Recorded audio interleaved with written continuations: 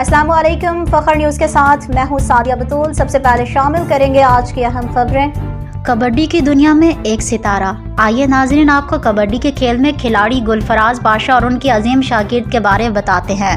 چکوال سے رپورٹ کر رہے ہیں چودھری طاہر محمود چدھڑ۔ کبڈی کے اس جوشیلے اور روایتی کھیل کی دنیا میں جہاں طاقت، مہارت اور لگن کی لڑائی ہوتی ہے، ایک ایسا نام جھلکتا ہے جو نہ صرف کھلاڑیوں کا دل جیت لیتا ہے بلکہ ان کی زندگیوں کو تبدیل کر دیتا ہے۔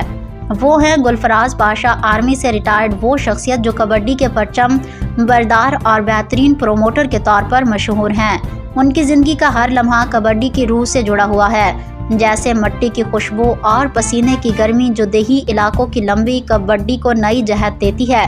چکوال جیسے علاقوں میں جہاں کبڈی محض کھیل نہیں بلکہ ثقافت اور فخر کی علامت ہے، گلفراز بادشاہ نے کئی نوجوانوں کو ایسے ستارے بنایا جو آج پنجاب اور قومی سطح پر چمک رہے ہیں۔ گلفراز بادشاہ کی تربیت کا کمال دیکھیں، وہ نہ صرف کھلاڑی تیار کرتے ہیں بلکہ انہیں زندگی کا سبق دیتے ہیں۔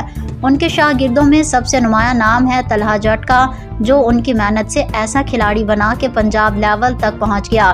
یاد کیجئے وہ سنہری لمحہ جب گلفراز نے اپنے شاگرد طلحہ جٹ کو چیلنج دیا سہیل انور گوندل سے مقابلہ کیا جائے، اور اللہ کی مہربانی سے وہ نہ صرف جیتا بلکہ 50,000 روپے کا نقد انعام بھی جیتا۔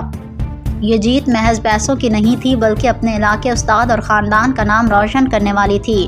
ایک ایسا احساس جو ہر نوجوان کے دل میں آگ لگا دیتا ہے۔ چکوال اور سہگل آباد کا جھنڈا بلند کیا۔